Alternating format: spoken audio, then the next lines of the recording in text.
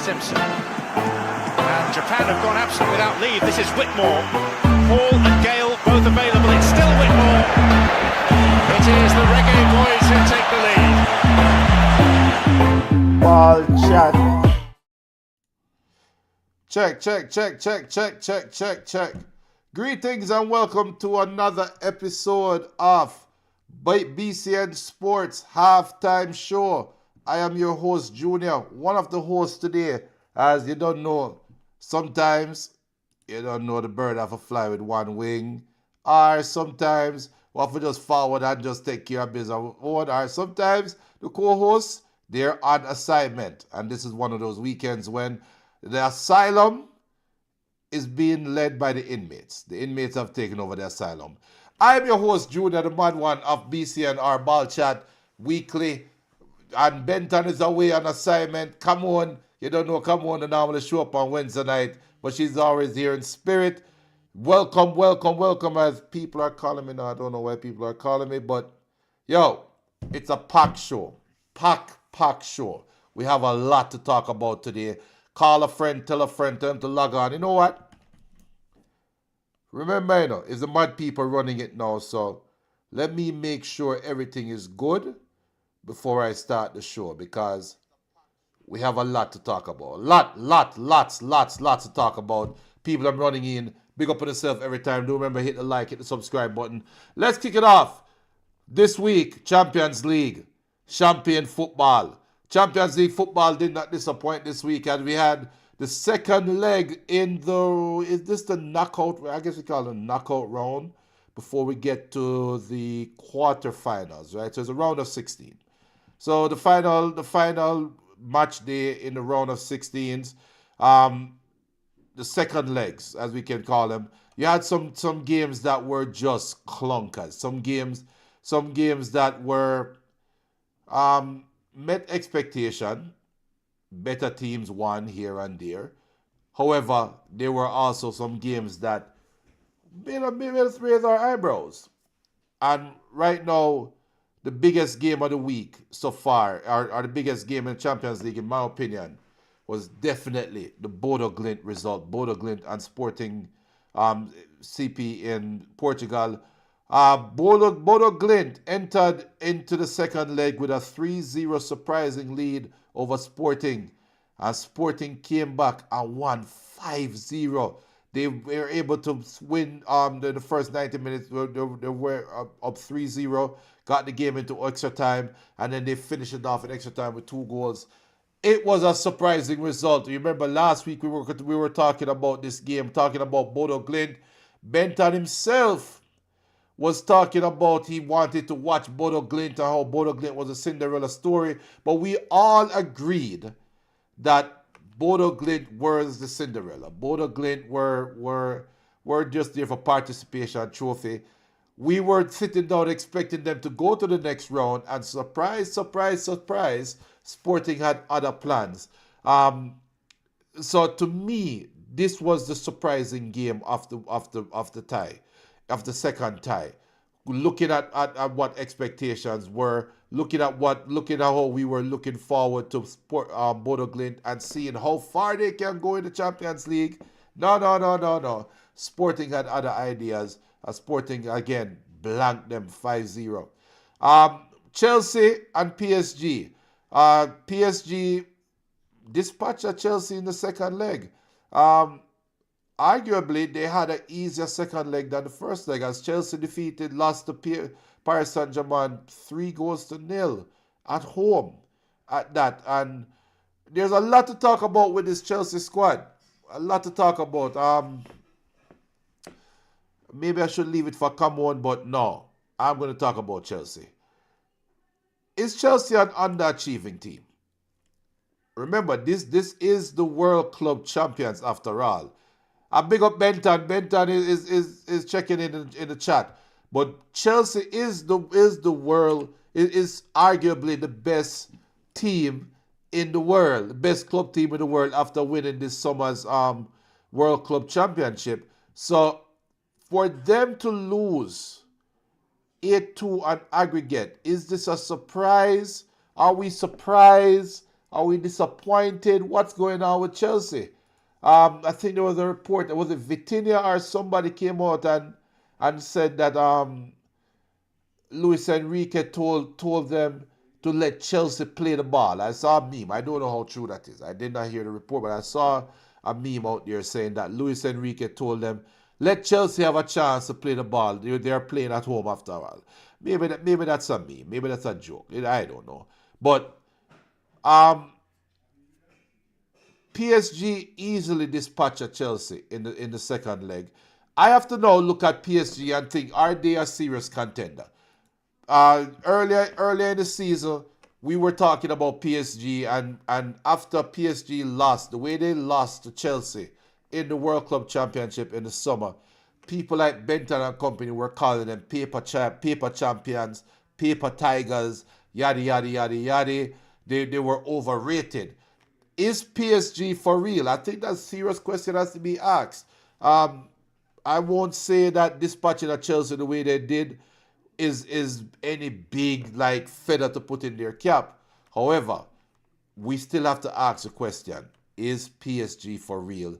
Is PSG peaking at the right moment? Are they looking as formidable as they did last year? Are they serious contenders? For me, they are. But for Chelsea, back to the drawing board. Enzo Maresca said it. He needed experienced players. Rossinier has not said it as yet.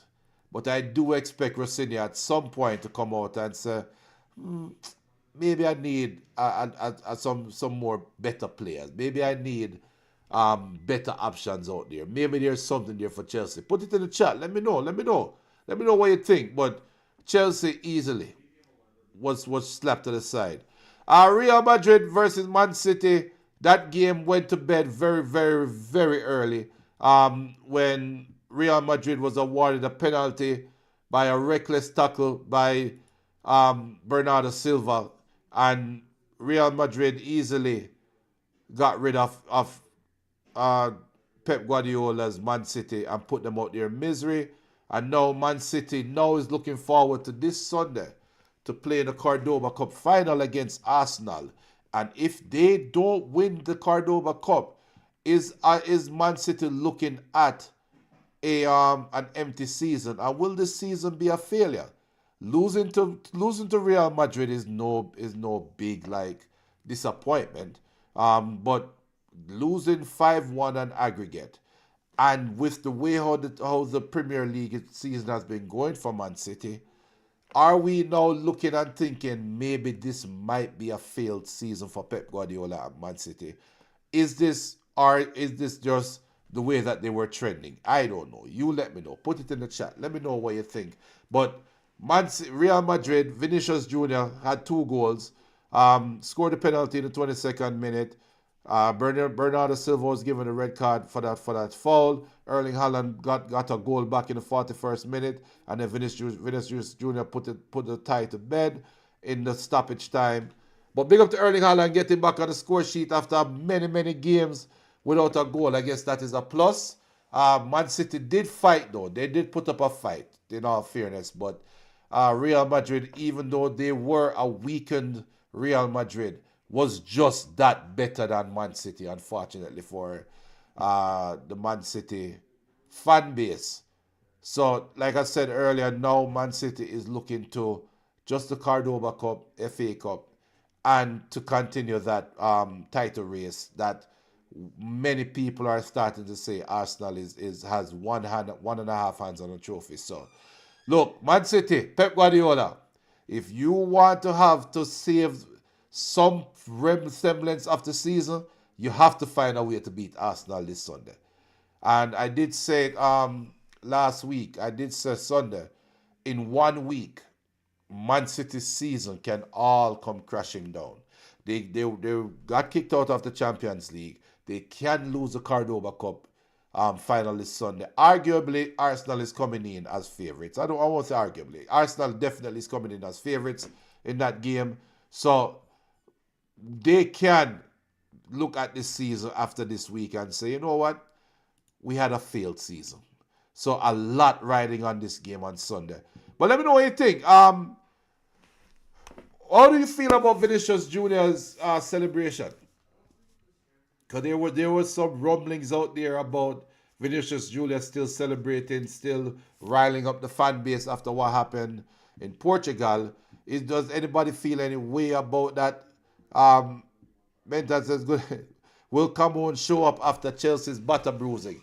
Benton, I think Cameroon has fallen into the sense of realization of reality, sense of reality right now. Because Cameroon has reached a point now where all teams that wear blue, I get a fire from her. She bought out all the teams that wear blue. So, Cameroon, why Chelsea? And Man City wear blue too. Sky blue. Sky is falling for Man City. But yeah, so Real Madrid easily dispatched of Manchester City in their second leg tie. Tottenham Hotspur had defeated Atletico Madrid today 3-2, but lost the overall tie 7-5 on aggregate. I guess they are still fighting for Igor Tudor. I guess I don't know how Tottenham. I don't know how Spurs fans will look at this and say, was it a fighting try, or was it just fool's goal? I am going to angle towards it's fool's goal. I won't take Tottenham serious until they find a way to win their next Premier League game. And their next Premier League game, ironically, will be this Sunday against Nottingham Forest. This is a major game for Tottenham. So can they look at this tie, winning the second leg, and can they use this as a boost to help with their survival in the Premier League? Because right now, Tottenham is just above the drop zone by 1 point, ahead of Nottingham Forest, ahead of West Ham. Burnley is 10 points back, so we're not worried about Burnley. Tottenham, Nottingham Forest, West Ham, one of those three teams, and I will throw Leeds in there as well. One of those four teams is going to get relegated. A lot of traditional football fans turned Tottenham haters would love to see Tottenham relegated. I am not necessarily one of those. I don't want to see Tottenham get relegated. But the man them have a fight. The man them have a fight. Big up BM. Big up BM. BM, we have a lot to talk about today. And I'm on the show solo today, but we have a lot to talk about. Soon getting on the Reggae Boys discussion. But we're going through the Champions League results, and I'm going from least expected to the surprising results. Bayern Munich defeated Atalanta 4-1. Soon talk about that BM. BM says there are rumors of the Reggae Boys squad and also rumors of war. Yes, so we'll soon talk about that. But I'm gonna let everybody know right now from jump, I'm not getting involved in the passa. Soon talk about the Reggae Boys. Bayern Munich defeated Atalanta 4-1. With a comprehensive 10-2 victory on aggregate, as they now set up a mouth-watering quarterfinals against Real Madrid. That is the quarterfinals that I want to see. Really want to see that quarterfinal. What was almost a surprising game today, Barcelona defeated Newcastle 7-2, ended up with an 8-3 aggregate win. But for most of that game, Barcelona, at least for the first half, Newcastle was a game. Newcastle came out all guns blazing, caught Barcelona napping a couple times, and put up a very good fight. But as expected, the better team eventually took over in Barcelona. But I think warning bells or alarm bells have to be blaring for Barcelona. In my opinion, warning signs and alarm bells should be blaring for Barcelona. Newcastle were able to put enough pressure on them to make it a game early, to where a lot of people, including myself, was thinking maybe Newcastle can pull it off. But unfortunately, I think the pedigree, Newcastle did not have the pedigree to eventually overcome Barcelona. Uh, they were undone by some terrible defensive mistakes early. The overall score of 7-2 to me is not. I wouldn't say that it was the score doesn't do the game justice. All it is that Barcelona was ruthless in front of goal and they took their chances, which is the aim of football. And Newcastle gave up some chances. Um, that was the game right there. The penalty that they got, Kieran Trippier, I don't know what the hell he was doing on the back post. He pulled down Rafinha. And I think the second goal was the one when Lewandowski headed the ball down to the 6 yard box and nobody was there off the corner. So Newcastle, I think Newcastle played the way I expected the game to go. I didn't expect a 7-2 scoreline. But again, Barcelona, one thing about Hansi Flick and his Barcelona outfit, you give them a chance to bust your ass, they will bust your ass. And they will do it, and they will not be relentless. They will be relentless. They will be unforgiving, and they will be ruthless. That's one thing about Barcelona. However, speed, they do have a problem against speed. They still have too high of a line. I think alarm bells are blaring, but Barcelona is deadly in attack. Very deadly in attack. BM says Newcastle was piss poor defensively. Very, very poor defensively. And that didn't give them a chance. Before I get off Newcastle, though, the German Messi, Valdamir, or whatever the hell him want to name, what purpose does he serve? And if I was a Newcastle fan, I'll be so pissed off at Eddie Howe. You are in a game, you're chasing the game, and he's not starting, and you put him on in garbage minutes. So why are we spending all this money on the striker that you can't use in the Champions League? He should have been starting. I mean, Newcastle played a game, or Newcastle have been playing basically with a false nine. They've been playing their games with a false nine because they have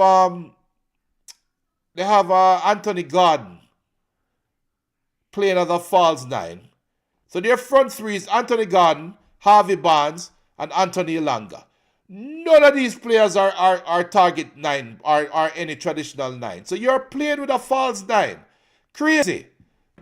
And all they need, I think Newcastle is really just a prolific striker away. A prolific striker and a leader in defense. I do like Dan Burn. I do like Dan Burn. I do like Malik Thiaw. But they're not leaders. And I think that's what Newcastle is missing. I think with all the money that they spent, because remember they did invest heavily in this squad a couple of years ago. The investments have dried up. I think they've been looking for Eddie Howe to prove his worth. But I think Newcastle is just a leader away from having a very good team. They're well coached. Even though, look, 7-2 against Barcelona in the Camp Nou, it might sound tongue-in-cheek for me to say they are well coached or really, because there's a limit, right? But for Newcastle, for where they are, they did well. Hats off to them. Then get their ass bust, go on back and go back to the drawing board. What we forgot now? I want to go Arsenal or I want to go Liverpool? The Arsenal played Bayer Leverkusen. First leg was 1-1. They came into the second leg and Arsenal won 2-0. Big up to Eze. Eze scored a great goal. A very good goal. A screamer from outside the 18. 2 touches. Back to the goal. 1 touch to control the ball to turn. And then the second touch, rifled it into the corner. Beautiful goal. Big up to Eze. And Arsenal, they just, to me, I don't know. Tell me if you share this belief. Because for me, Arsenal seems, it's not bored, but Arsenal seems it almost feels to me like Arsenal just expects to win. Every game Arsenal go out and play, they are starting to look like a team that just expects to win. That there's no, you see how Barcelona today, they were so venomous and they just try to score.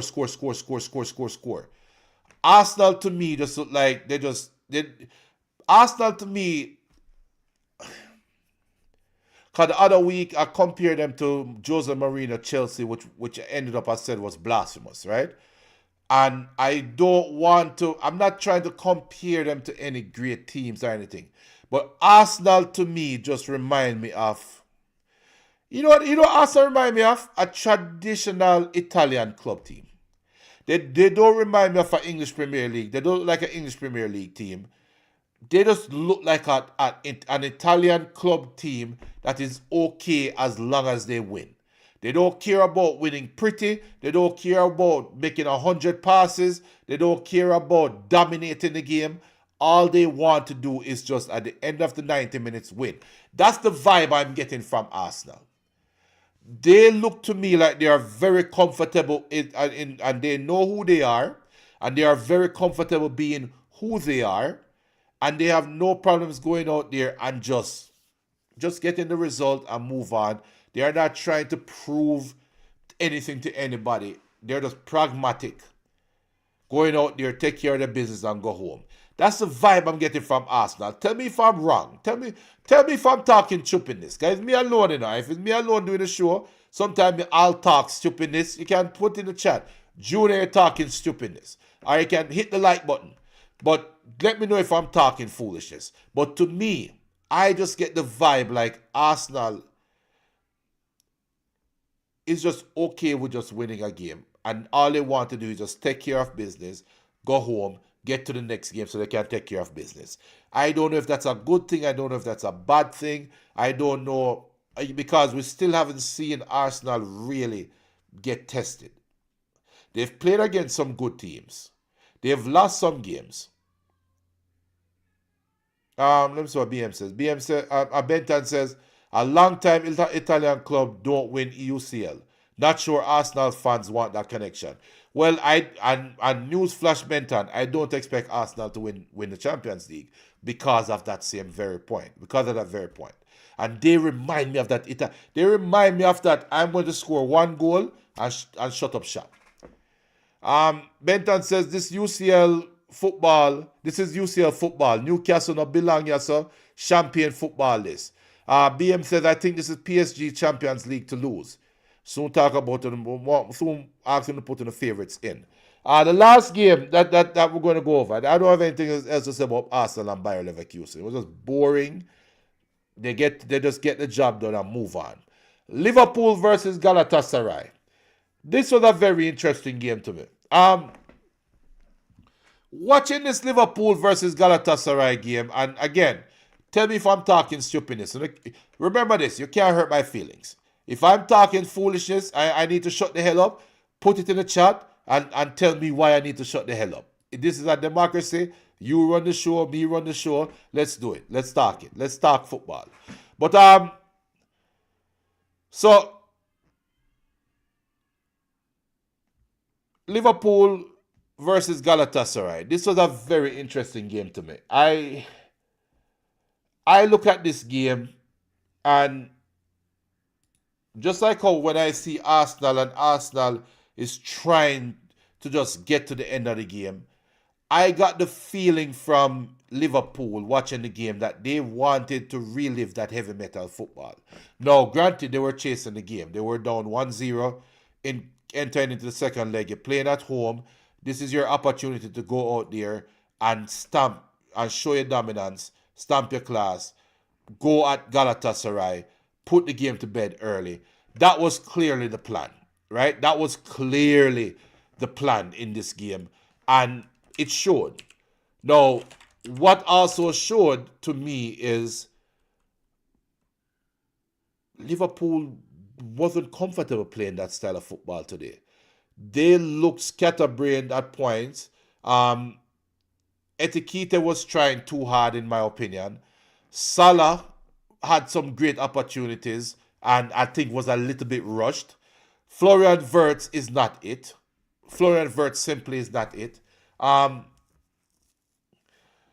know what? This is how highly I think of this player. If Liverpool was to slip, trip, fall, and win the Champions League, I would think Szoboszlai has a legitimate shout at the Ballon d'Or. I think Szoboszlai is having that great of a season for Liverpool that if Liverpool has to win the Premier League, not Premier League. Premier League is gone. Liverpool would have to win the Champions League for Szoboszlai. I think Szoboszlai would be in the final three, in the top three for the Ballon d'Or. I think Szoboszlai has been that much of a revelation for Liverpool this year. I think without Szoboszlai, without Szoboszlai, Liverpool would be nowhere this year. I think Szoboszlai has been a breath of fresh air for Liverpool. I think Szoboszlai is keeping honest slot in the job. BM says, Junior, I agree. Vintage Arsenal were more concerned with aesthetics. This Arsenal is more pragmatic. Exactly. Perfect. BM says, run the show, Junior. I prefer when you and Benton are doing the show, you guys balance each other. Yeah, but you know, sometimes Benton have a balance me, okay? When I'm ready to talk foolishness. That's why if I'm talking choppiness, just put in the chat, yo, you're talking choppiness, and fix up the conversation. Let's have it. I'm all about that. Let's fix up the conversation. So let me know. Is that a crazy thought? Is it crazy for me to think Szoboszlai could be a Ballon d'Or finalist if Liverpool makes it to the Champions League final? Szoboszlai should be called up as a finalist for the Ballon d'Or. What do you guys think about that? Put your response in the chat. I'm waiting for a response in the chat. I am going to say it again. If Liverpool makes it to the final, Szoboszlai is in for a shout with the for the Ballon d'Or. He's been that great of a player. He showed the mettle today, in my opinion. He was the best player on the field. He was the one that was moving the ball quickly, getting Liverpool counter press starting. Galatasaray, they were game, but Victor Osimhen was hurt, and he couldn't. We saw it clearly early. He couldn't go the full 90 minutes. They took too long to take him off. But once the first goal was scored, it's like the floodgates. You could see the floodgates were starting to open.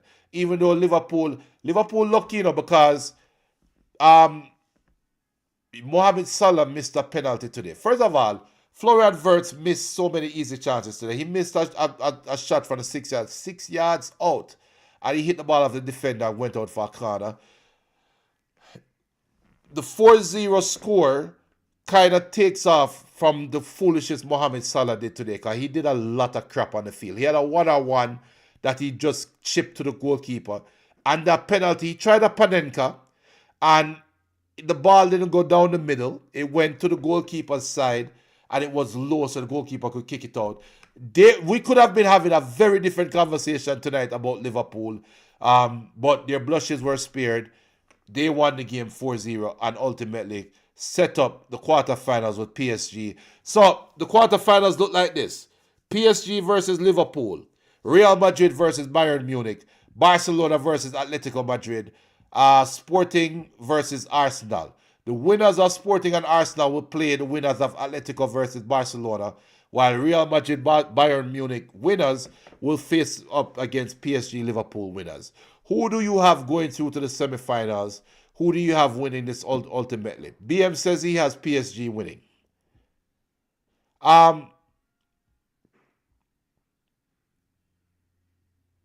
Benton says, why them balance start the BM? BM says, based on his performance this season, definitely. Benton, with him bad mind, saying, nah, Slabo cannot, basically say he cannot win the Ballon d'Or. See, that's when Benton start talking stupidness, because if the only way Liverpool beats PSG, the only way Liverpool beats PSG, Szoboszlai has to run the midfield. So, well, we'll talk when that bridge comes. We'll cross it. Who are your favorites? PSG versus Liverpool. It's a rematch of last year. I think last year they played in the same. They played in the semifinals last year, right? I think PSG played Liverpool in the semis last year. I know they played each other. Or no, PSG played Aston Villa. However it went last year. PSG versus Liverpool over 2 legs. We saw PSG easily dispatch off Chelsea. Common sense says PSG. Liverpool still is defensively weak. Frimpong today. You know what? If they wrap Frimpong up in bubble wrap, I think Liverpool has a fighting chance against PSG. I think so, because we all know PSG is driven by their wingbacks. They're driven by both their wingbacks. I like Kirkes, and Frimpong today. He showed some mettle. He showed some ability bombing down the right wing. He gave Salah the ability to play inverted. I think people might be sleeping on this tie and thinking PSG easily, but I'm telling you right now, Liverpool might have something to say about that. I'm gonna leave the Real Madrid Bayern for last. Barcelona versus Atletico Madrid. We saw what happened in the Spanish Cup, in the Spanish Cup or whatever it was named. We saw what Atletico Madrid did to Barcelona, and we saw what happened in the second leg. Cholo, if not now, when? And for this side of the bracket, the Barcelona, Atletico Madrid, Sporting, Arsenal, this is the easy side of the bracket.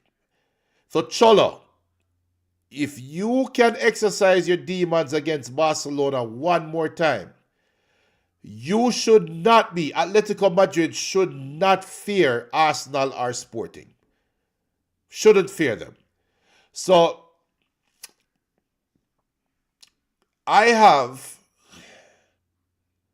we saw Barcelona's goalkeeper went down today with a knee injury. Szczesny had to come back in the game. I think that is key. Lewandowski looks old. I think that is key. Lamine Yamal, especially in the game today, at some points in the first half, looked like a young baller that is trying to learn how to play football. I think Atletico Madrid might beat Barcelona. I think Atletico Madrid can beat Barcelona over 2 legs. I am picking Atletico Madrid. So I'm picking PSG over Liverpool, but I think that'll be closer than the experts think. I am going to pick Atletico Madrid to defeat Barcelona over 2 legs. Sporting versus Arsenal. Arsenal beating Sporting. Sporting, the way you lost to Bodo Glimt in Sweden. I remember that. The way you lost to Bodo Glimt. No, Sporting has no chance against Arsenal. No chance against Arsenal. I'm going to say it right now. Book it. Arsenal winning over these 2 legs 1-0. 2 corners. And being pragmatic and making their way to the semifinals. So I got Arsenal playing Atletico Madrid in the semifinals. Real Madrid versus Bayern Munich. All right. Bayern Munich to me is a better version of Barcelona, but they are both identical teams. Bayern Munich and Barcelona are 2 identical teams, in my opinion. With that being said, Real Madrid struggles against a Barcelona-type team. Bayern Munich is a well-oiled machine. They're firing on all cylinders. I am picking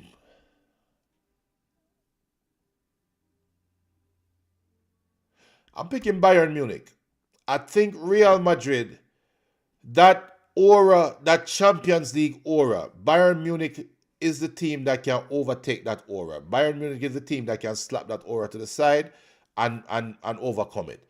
I think this is it. I think this will signal changes for Real Madrid because we know Perez and company don't accept quarterfinals losses, right? They don't even like semifinals losses. So I think a lot of changes are going to happen at Bernabeu this season, at the end of this season, and I think what Bayern Munich do to them will usher in the changes a lot quicker than people thought. So I am picking Bayern Munich to beat Real Madrid. Real Madrid have too many injuries. Now, Fede Valverde is playing out his mind. I know Fede Valverde is another one. Fede Valverde is in that Slavoslai mold to me. If Real Madrid make it to the Champions League final, Fede Valverde, his name will have to be in the Ballon d'Or discussion as well. But when that bridge comes, we'll cross it. Because I'm picking Bayern Munich to kick out them teeth. So Bayern Munich is going to play PSG. I'm picking Arsenal to play Atletico Madrid. I'm not picking the semifinals right now, but those are my predictions. Tell me what you all think. Tell me what you think.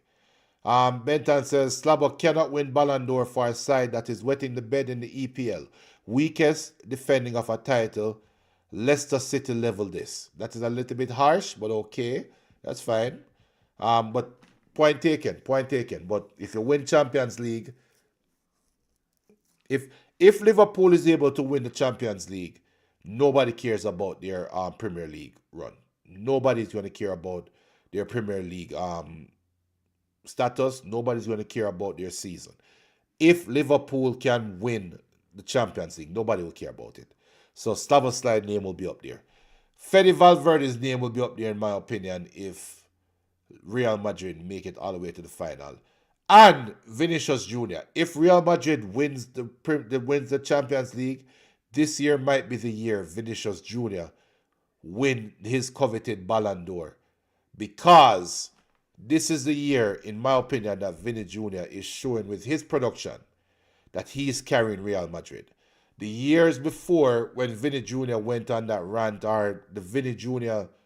fan brigade went on the rant, wanting him to win the Ballon d'Or, he had Luka Modric there with him. He had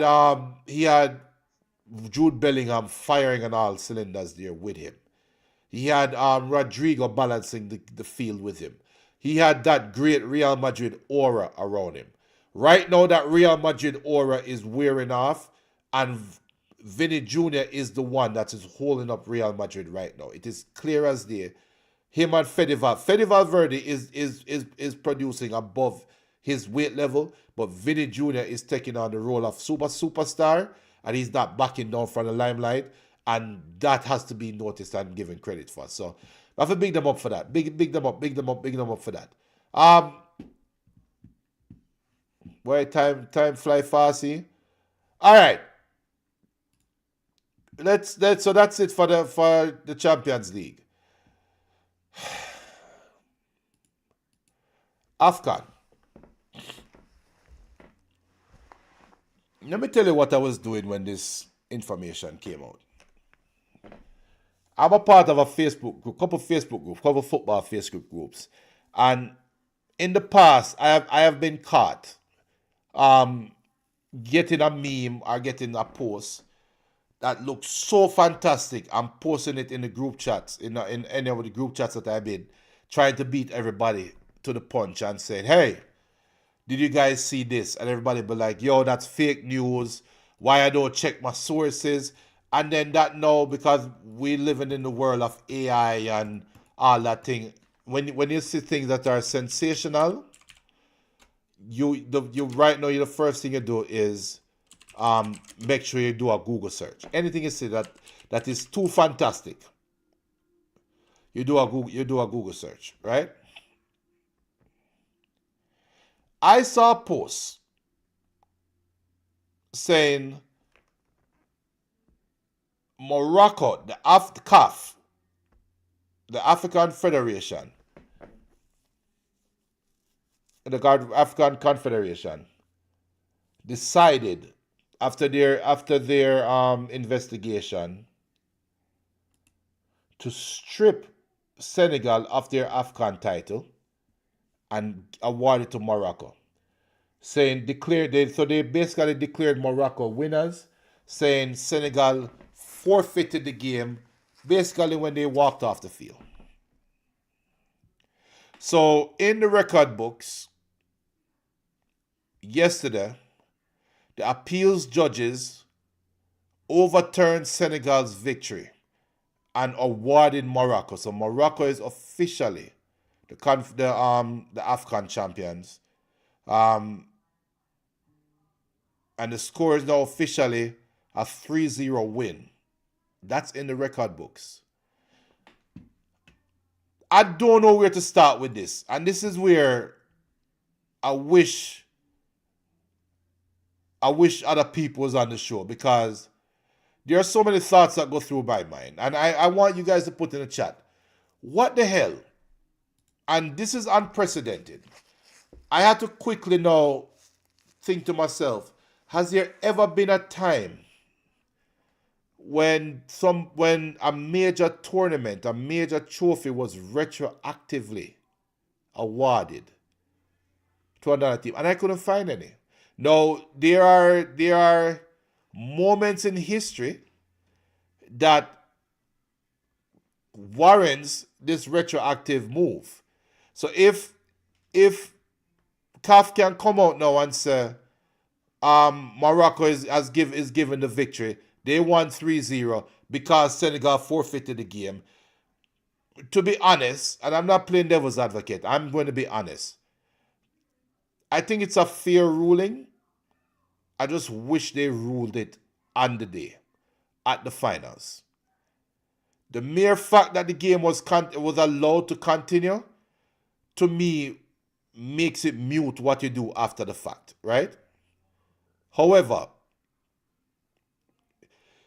if CAF was to act right then and there, when Senegal was protesting, they were protesting the they were protesting the penalty. If they were to rule at that time that the game is a forfeit, or if the referee, and this is where I have to check with Cabon, if the referee had judged that the game was abandoned at that time, so there is no result, then they come out now and do them investigation and say, yes, Morocco is awarded the title. I would have no problem with it. I really wouldn't have any problem with it. But I think Senegal was wrong for the way they acted. I think Senegal was wrong. Now, Morocco, or the Morocco officials, were wrong for allowing certain things to happen. The referees were wrong for the way that they were reffing the game. We did the watch along. We were laughing at the time how the AFCON game was rigged. It was clearly rigged. And now that they come out and rule the way they did, I can now clearly say the AFCON final was rigged. It was set up for Morocco to win. Senegal just wouldn't have any part of it. And karma will prevail where Brahim Diaz would miss the penalty the stupid way that he did. Karma would do that. Fine. However, the way Senegal acted or reacted to the penalty call, the game should have been forfeited right at that point. The fact that the game was allowed to go on, that just renders everything mute. I was more expecting for the Senegal coach to have a heavy fine. Probably the Senegal coach gets suspended from all AFCON games, like for the next first round of games for the next AFCON, which would have we would assume that he would still be coaching. I was expecting something like that. I wasn't expecting the title to be removed. And when we're looking at this, before I go to historical events and events that should have been retroactively fixed, and Benton's a shame on AFCON, this is ridiculous. Before I go to that, we remember watching, it was Nigeria. Who did play? I don't remember. Morocco played Nigeria in the semi-finals. Yes, Morocco played Nigeria in the semi-finals. remember it was a rainy day in Morocco. I remember the Moroccan ball boys were running around grabbing the towels so that the Nigerian keeper couldn't wipe his gloves. The ball boys from Morocco were doing that the whole tournament. They were running around grabbing water bottles, grabbing towels, grabbing all this stuff, and we haven't heard CAF come out, and we haven't heard the AFCON officials. To my knowledge, they haven't come out and said anything about that. I haven't heard them say anything about the actings of the ball boys, who in the game should be objective. They shouldn't have preferences. This is the AFCON. They're not. Yes, they're hosting the tournament, and we know they're not going to do this. But shame on AFCON for that, because look at that. Look at something simple as that, and they didn't stick a pin in it. You have the ball boys running around grabbing towels, grabbing water bag, grabbing notes away, and trying to find competitive advantage for Morocco. Nobody mentions that. Nobody talks about that. But yet they want to come now and retroactively rule against Senegal. And now the cynic in me now have to think, what did Infantino, what did Infantino have to do with this? How much did FIFA influence this decision? Because if you remember, Infantino was at the AFCON final when the Cascas happened. He put out a tweet saying this was shameful. I'm paraphrasing. This was shameful, and he expected the CAF to act swiftly, and there has to be punishments doled out. So if he can publicly tip the scale like that, what was he doing behind closed doors? So I am questioning now, what did FIFA do behind closed doors to influence this decision? And what precedent does this set? Because precedent now have to come into play. But before I get to precedent, a question has to be asked. And look, I am not trying to isolate my African brothers and sisters. Heavens knows, in that region, the whole region, Africa and the Asian region, going through a lot right now. Right? But I have to ask this question. Would the reaction be the same if the roles were reversed? Would the reactions be the same if Senegal was awarded the penalty and Morocco reacted the way they reacted? Morocco walked off the field. I want to say Diaz, but whoever. Let's pick a player for Morocco, any player. Or Hakimi. Because remember, Sadio Mane was the one that played the role of being the competitor, being the true competitor, having the true spirit of the game, and get Senegal back out on the field, right? Remember that was Sadio Mane's role. Remember El Hadji Diouf was down there and tried to play a peacemaker, if you remember clearly. So let's say the roles were reversed, and let's say all of Morocco walked off the field. Morocco coach get vexed, walk off the field and say, I'm done, call off the players. Hakimi is the only one that stood on the field, called back the players them out and said, no, let's respect the game, let's do it, let's finish it. And Sadio Mane step up, try the Panenka, miss the penalty, the game goes to penalty shootout, and Morocco wins. Would AFCON officials and would CAF come down now and the ruling and say, you know what, Morocco, you were wrong. You violated, like Benton says, violated Article 82. The title should go to Senegal. I don't want to isolate my African brothers and sisters.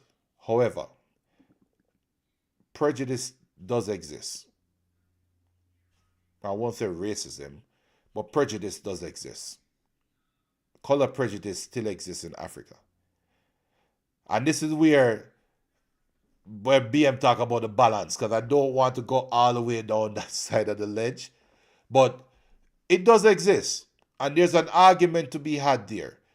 If the roles were reversed, would Senegal be awarded the title? Or would Morocco be shamed for the way they acted? I don't think so. I don't think so. I think the AFCON was put together for a culmination or for a coronation for Morocco, as Senegal came in and spoiled the party. And the AFCON officials can't help but step in and right the wrong, what they thought was wrong, which to me is sad. It's sad. It's a sad day. And now that we have this, precedent now is set. Think about, and just in football, think about in recent history, things that comes to my mind. In recent history, are there anything out there in recent history that you can say this was clearly a team done wrong? And retroactively, we need to go back and change the score. Barcelona versus Chelsea comes to mind in the Champions League. That was what, the semifinals? When Chelsea should have been awarded at least 2 penalties. I think Iniesta was the one that scored in that second leg at Stamford Bridge. But Chelsea should have won that game. Maybe we should retroactively go back and fix that scoreline. In the World Cup, remember with England, I don't remember who England was playing in the World Cup. And Lampard was the one that took that long shot. The ball clearly went over the line. And the referee did not see it. They didn't have goal line technology at the time. So England was eventually knocked out of the World Cup. And that goal, they would have won the game. That counted, that cost them a World Cup knockout round. Let's go back and fix that. And the biggest one of all, the hand of God. The Maradona hand of God. We don't need to wait 20 years or 10 years. We don't even need to wait on Maradona's famous interview after when they asked him about the goal and said, did you score the goal? And what did Maradona said? It was scored by the head of Maradona, but by the hand of God. And that's why the term, the hand of God. Let's go back and retroactively fix that. Also, and to BM saying also, and BM saying Platini did come out and say he didn't want 2 English teams in that Champions League final. So let's go back and fix that. And put in the chat, BM, Benton, think about some retroactive things that happen in football that we can go back and fix. Manchester United, all these years when people say Man U is cheating, I sat down and watched that Man U Arsenal FA Cup, I think it was FA Cup semi-finals or quarter-final game at Highbury. I think it was still Highbury at the time. The game when John O'Shea scored that goal to put the game to bed and chip the ball over the goalkeeper. You know how many bad calls were in that game for Manchester United? Let's go back and retroactively take that FA Cup from Man U. Man U don't deserve that FA Cup, and I am a Manchester United fan. Let's go back and take that.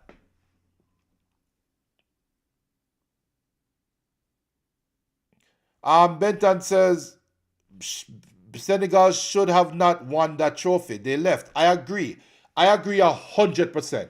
And let me put the context out there. I agree 100%. Senegal should not have won the trophy. I'll put it this way. Senegal should not have been given the opportunity to win that trophy.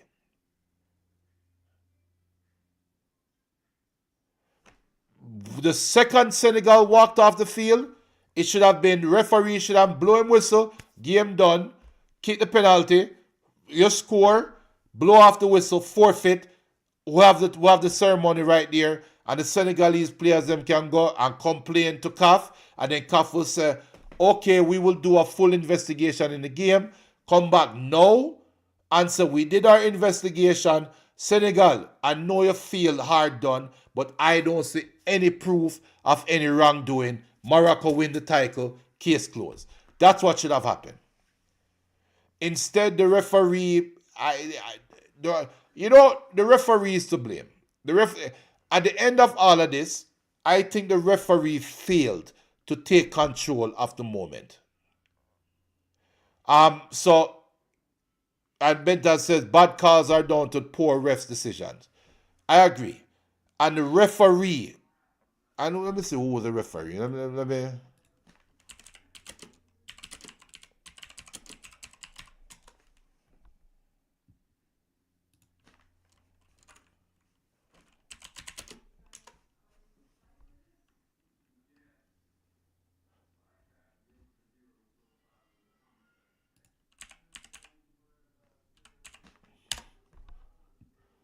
So the referee, what is Algeria draws?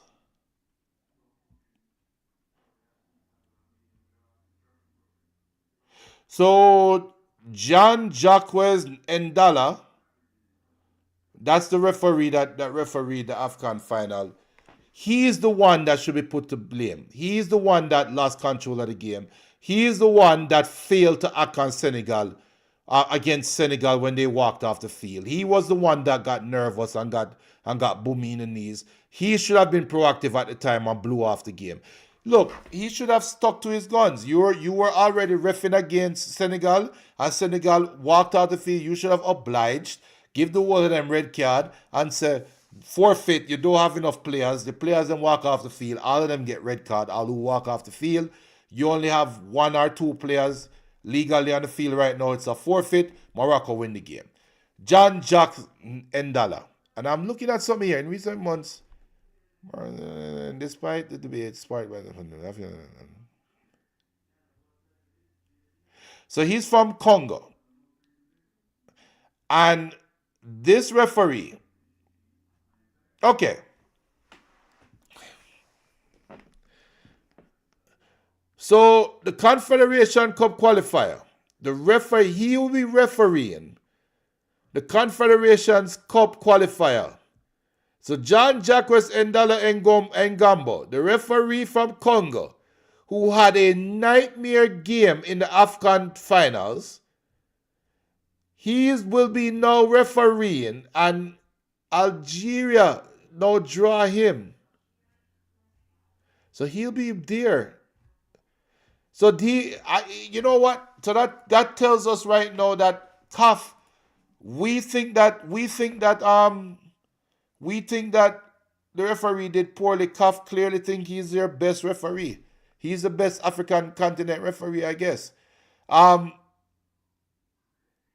Benton says even bad calls are down to poor ref decision. That's true. Said even Mane left the field. He spoke to El Hadji. Yeah, so Mane did walk out the field. BM says, let's change the Corey Burke own goal in the Nations League semi-final. That game still hurts 2 years later.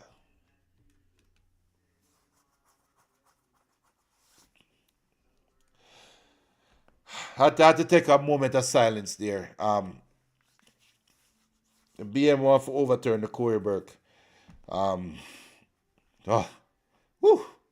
Benton says, big up to CAF for having the balls to make the reversal. So I guess Benton will be siding with CAF. All right. And let me say it again. I agree. Morocco should have been awarded the title. And that referee should have been punished. That should have been the end-all, be-all for that game.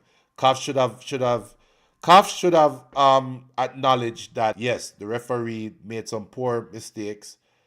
Senegal, even though you feel hard done, we admit the referee did not have his best game. But you were wrong for walking off the field. We cannot overlook that. Blah, blah, blah. Done, right? Cool. So I agree with that. However, I don't like the timing of it. And you know what? The cynic in me feels like this is a push, this is a sweep under the rug. Because why it took so long for CAF to make this decision? That's a question we need to ask. Why did it take them so long to make this decision? What the hell could they be looking? Now, granted, they had their meeting set for and to have their decision yesterday. Cool. But I don't think we need a meeting to decide that Senegal was wrong, even though they end up winning the game. The referee was poor. We're reprimanding the referee. We're also reprimanding Senegal, even though they won the game. We're making a swift decision. Morocco ultimately win the title. Case closed. That should have been the Monday after. the AFCON championship. And the other thing that hurts the most is we were coming off the AFCON despite the result, despite the end. We were looking at the AFCON. I was looking at the AFCON saying they did such a good job at the AFCON, promoting the AFCON, putting the product out to the masses. I think AFCON gained some fans this year or last year. They gained some fans. I think they gained some notoriety. I think they were able to gain some sponsors possibly. And with this decision right now, just throw all that goodwill out the window. It's just poor timing. Poor timing. And, my brothers and sisters in Africa, we need to do better. We need to do better.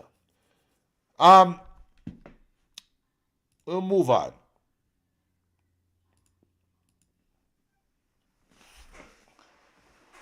It's our final topic for the night. To be honest, I didn't want to talk about this topic, as we have a picture of Dujan Whisper Richards up in the chat, or I have a picture of him up right now. I didn't want to talk about it right now because it's not official. What I'm talking about is there have been a report that some people, some names that were a part of the Jamaican World Cup failed World Cup qualification run. Some players that were a part of the squad will be omitted out of this squad, are coming up for next week's game against New Caledonia and hopefully against DR Congo. And the three of the 5 names that were called, that I'm aware of, is Dexter Lambagisa, John, whatever I'm one name. Can't remember my name right now. I don't know why it's slipping me. But Kahim Dixon, Shamar Nicholson,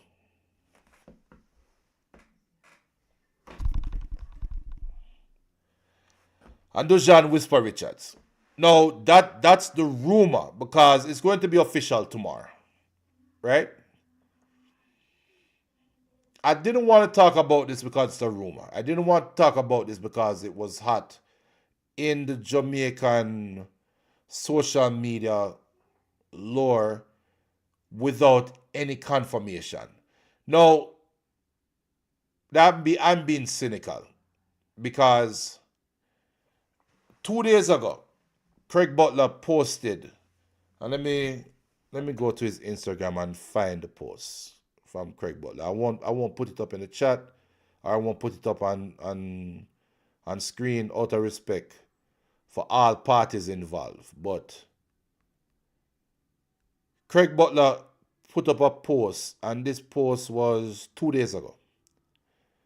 And it's a video with some people in the stands, and it says, Jamaica, Whisper is ready and resting to go for country. We screamed his name from the stands last time out, and he was awesome for us. Let's be wise. Let wise judgment include him in our squad. And then his caption is, don't use hatred for Phoenix to punish our country. Whisper is important and needed. This was 2 days ago. Now, when I saw that post, quickly I went look around. I said, wagwan. Me never know Jamaica released some squad yet. Wham. And then a day after, Observer put out an article saying, basically, rumor has it, Rudolph Speed will be omitting some players from the squad and bringing in some new players that has not played for Jamaica before. And basically say it's a surprise, right? Now, context.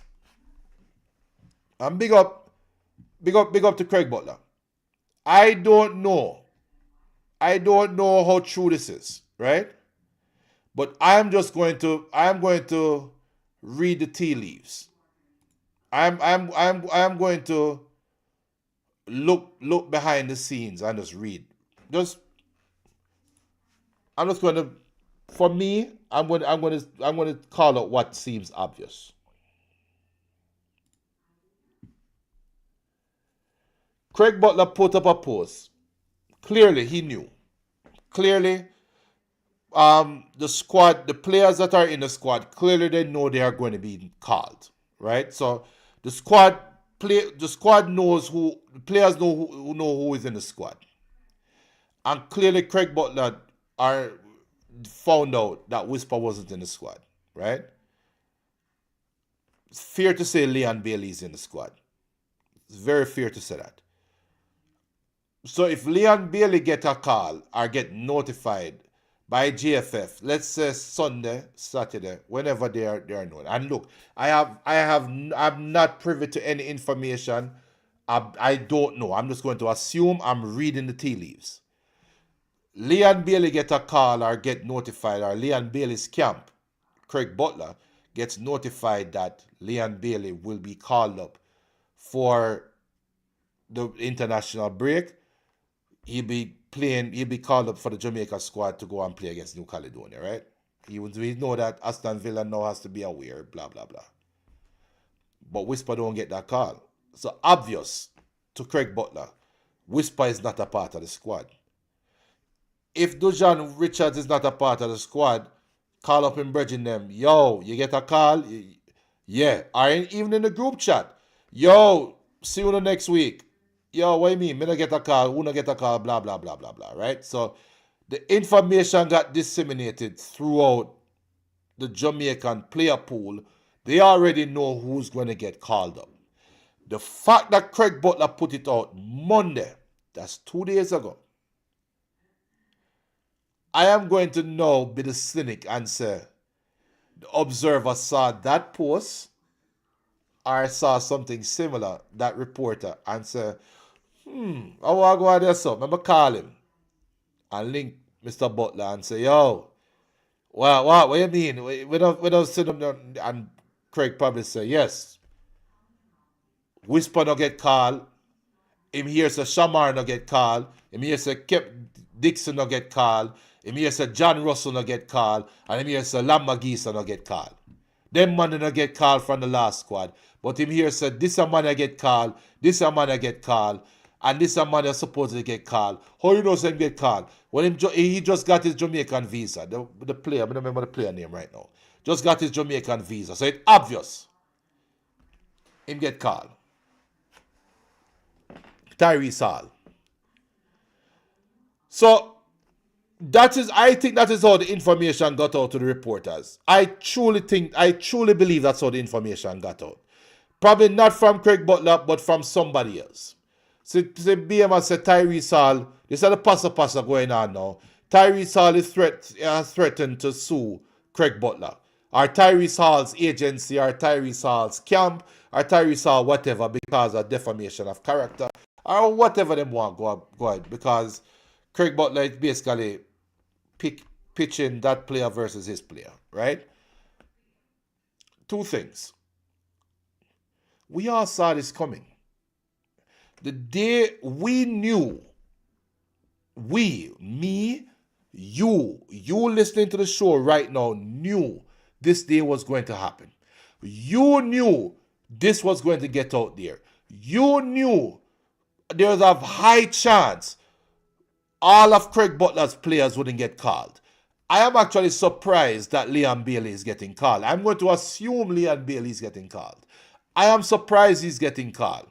And I would not be surprised. I won't put that out there. I won't put that out there because I don't want to get sued by Leon Bailey's camp. So I won't put...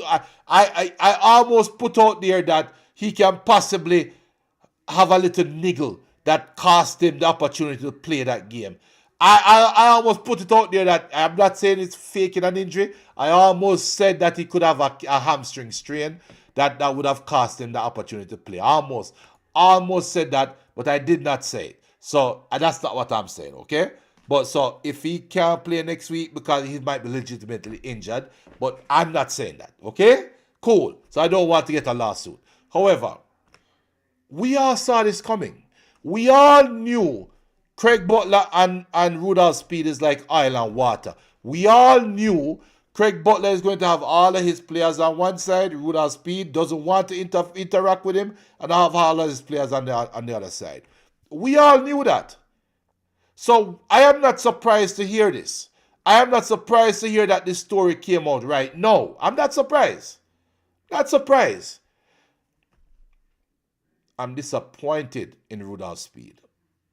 And I'm going to tell you why I'm disappointed in Rudolph Speed.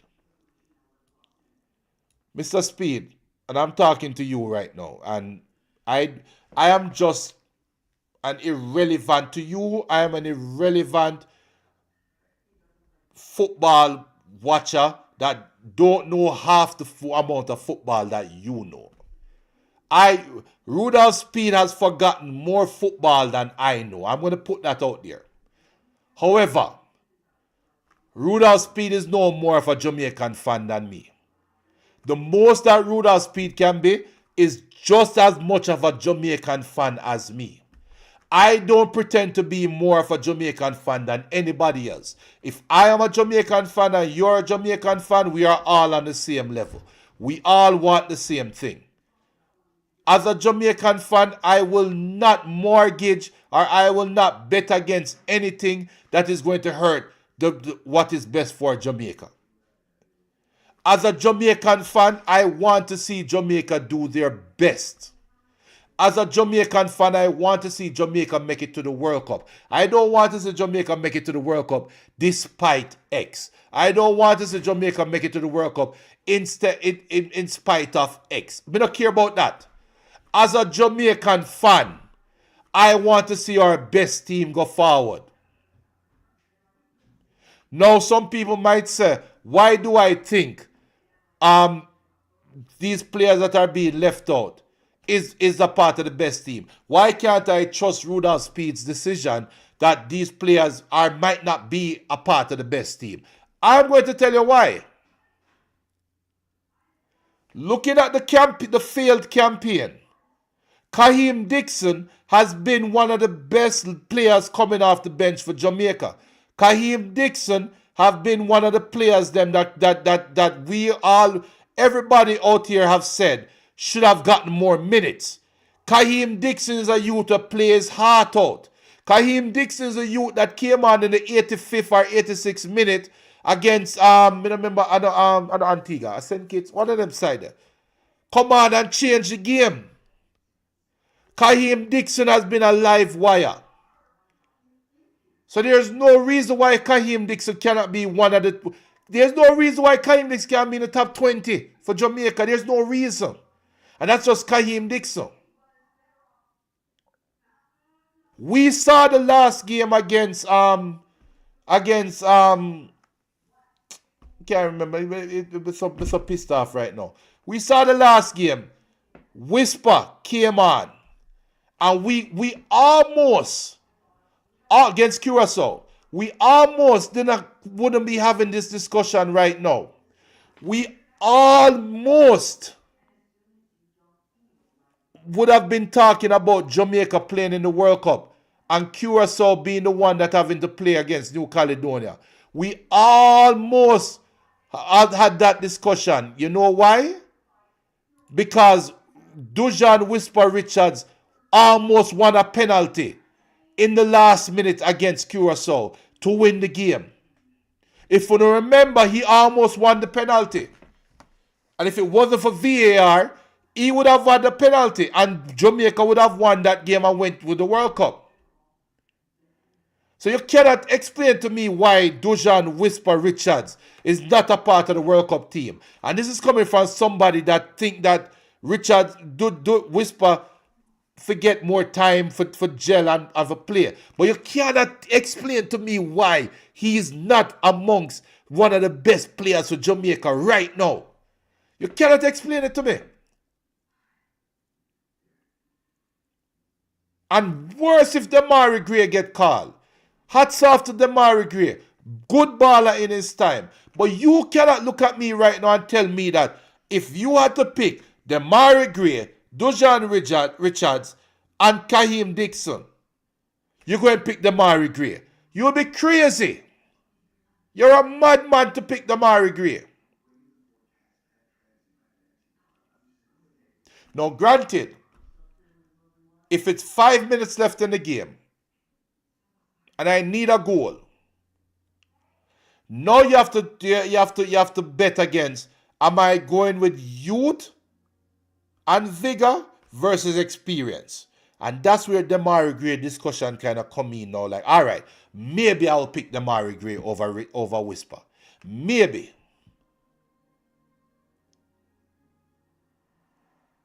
But for the squad, ain't no way Demarai Gray name supposed to call before Whisper, before Kaheem Dixon, and even before Bowser. Ain't no way Demarai Gray name should be called first. And that's just one name. So, you, Mr. Rudolph Speed, I'm talking to you with all due respect. With all due respect. You are making this thing look political. You're making this thing look like you have preference. Instead of picking your best team. I don't like it. I don't like it. Now, we'll get confirmation tomorrow. We will get confirmation tomorrow. But I think the puss is out, the cat is out the bag. I don't think there is enough. I don't think there is enough public outcry to make them have a last second change. I don't think there's enough public outcry. If we remember, there was a large public outcry for Walter Boyd to go to the World Cup. And if you remember, Walter Boyd wasn't going to get picked. And you remember Simoes wasn't going to pick Walter Boyd. It was reported, and it caused a firestorm in Jamaica. Right? I don't see the same kind of response because, to be honest, Whisper is on his way there, but he's not there yet.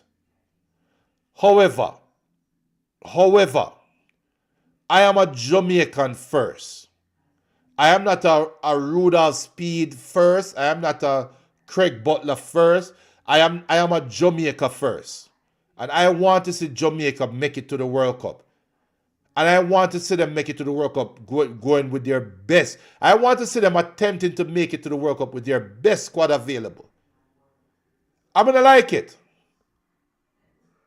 BM says, Kadamatari is nothing special. Also, Jamal Lowe had many chances for Jamaica and didn't impress. Ethan Pinnock isn't getting any games at his club. Why are these players in the team? Speed for Gue. Now, Ethan Pinnock, I'll give a pass. It is what it is. I'll give Ethan Pinnock a pass.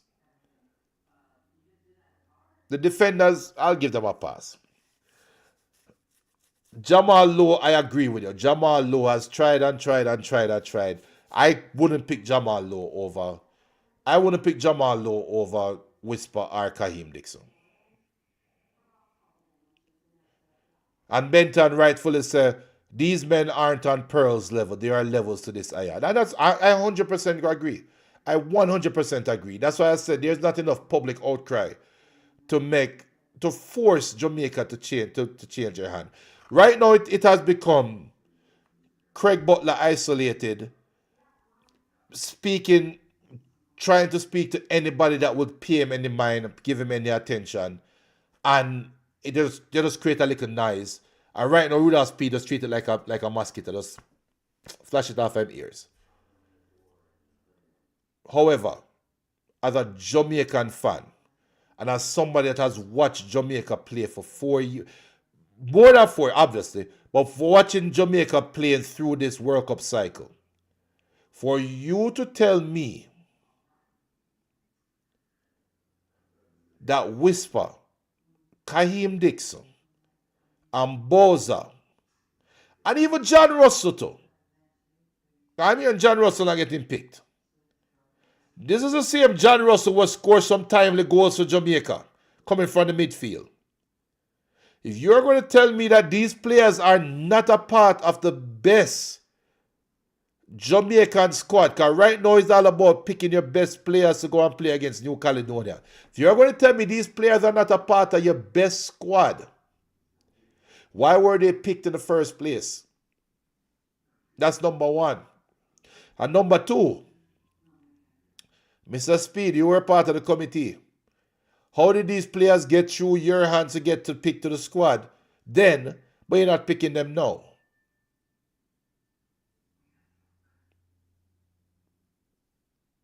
How? So, I'm going to sit down and watch. I'm going to sit and watch the ride. When the squad get released tomorrow, there's a famous Bob Marley meme when Bob Marley is smoking spliff and just like him give a look like, yo, at your bed, you spread your bed, you lay in it. That's going to be my response. I'm going to sit down, I'm going to do the watch along next week. Me and Benton will be back. We'll be doing the watch along for the game. Be watching. But God, go with Rudolph Speed if Jamaica don't beat New Caledonia. If Jamaica don't beat New Caledonia, God, go with Rudolph Speed in terms of any kind of support from us, from me. And these are the views of Junior and not BCN or not Balchat. Because Benton and BM, one might turn on and want to support Speed after the game. I won't. If Jamaica don't beat New Caledonia, what Rudolph Speed has done is taken the spotlight off Steve McLaren and put it dead on himself. When he could have come out there, pick the best squad, give it a good try, and if it don't work out, it's not my fault. Blame Steve McLaren. But what Rudolph Speed has done is basically turn the spotlight on himself and said, if we fail, it will be solely because of me. Because guess what? I am picking some players that have never played for Jamaica before to come and play in this crucial one game. I'm going to pick some players that never played before. I'm going to put some players together that has never played together in a game. Oh, and by the way, there's no training camp. There's no prep time. No. We're going to take some players cold, drop them on the field and say, go out there, go play. But we must sit down and expect Jamaica to win that game.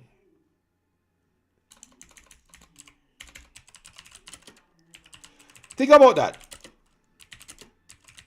We going to sit down and think Jamaica have a good chance to play that game.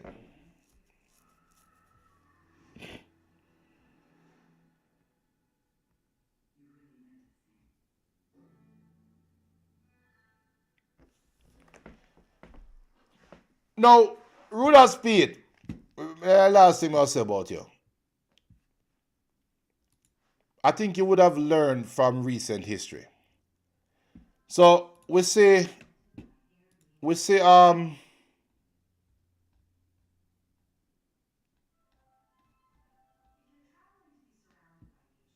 is? We see Tyrese Hall come out. And Tyrese Hall's introduction to many Jamaican fans is going to be filing a lawsuit against somebody that I would say a part of the Jamaican football fan base follow behind. So right off the bat, Tyrese Hall just alienated a part of the Jamaican fan base. I don't even know who this Tyrese Hall brother is. Never seen him play before a day in my life. But this guy is going to get called into a crucial game, supposedly. A crucial game for Jamaica. And Rudolph Speed, I would think that you would have used recent history. We sat down here on this show when Ian Frey was brought in from FC Miami or Miami FC, whatever the hell they want name, BM side. Ian Frey, a right back, was called up by Steve McLaren. We never knew about this brother. I never knew this brother existed. I never knew this brother had Jamaican heritage. And he was called up by Steve McLaren and inserted into the Jamaican midfield in a World Cup qualifier. And failed. Miserably failed. It was clear he did not have no chemistry with any player on the field. That was just a couple months ago. Aruda Speed was a part of the committee. He saw this. He witnessed this. We sit down and talk about Ian Frey and the way he looked on the field. Rudolph Speed, who is a coach that knows more football than me, supposed to can look on it and say, yeah, that never worked. That was a bad decision. That was a terrible decision, coach. We saw the striker with McLaren the carry and show him in the Nigeria game in the Unity Cup or whatever it one name. And him fail in that game. I can't remember the striker name right now. Fail. Aruda Speed saw that. But nah, Aruda Speed don't care. Tyrese Hall, as BM says, he's playing in League 2, played for Notts County. Again, nothing special. Tyrese Hall, hey, look, he might be the next Paul Hall. He might come out and score the winning goals against New Caledonia and score the winning goal against DR Congo. And I'm going to sit here and celebrate, and I'm going to act like I knew Tyrese Hall. I'm going to act like Tyrese Hall was my neighbor. It is what it is. That's part of being a fan. However, Rudolph Speed, use precedent, use recent history. We saw how Ian Frey looked in the midfield. Why are you bringing Tyrese Hall at this late moment? You won't have any training sessions. You won't have any practice games. You won't have an opportunity to build chemistry. You are wishing on a star. You are wishing on a star with our hopes and dreams. World Cup is not every month or every 2 months. World Cup is every 4 years. And you got a golden ticket. You got a golden ticket. Your first coaching gig is an opportunity to make it to the World Cup. All you have to do is win 2 games and you make it to the World Cup. That's a golden ticket. And this is what you're doing with the golden ticket. Benton says, let's back the manager. He has a plan. I told you. See what I told you? I tell you. So what I said a while ago, those are the views of Junior and not the views of BCN, because Benton has his views as well. BM says, Tyrese Hall is playing at Notts County again. Nothing special, yeah. So Benton says, let's back the manager. I am going to back the manager.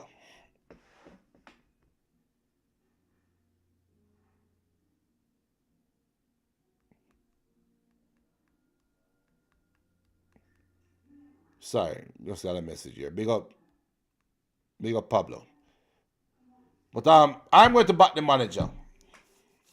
But I'm going to back the manager with one eye closed. And when him fail, I'm going to say, told you so. And right now, I'm going to say it. I am expecting Jamaica. No, I'm not going to say it this way. I will not be surprised if New Caledonia beat Jamaica next week.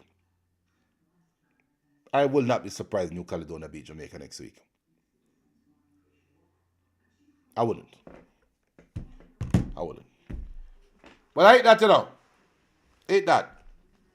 Why? We go longer than I thought I would. I'm over here ranting, but it is what it is.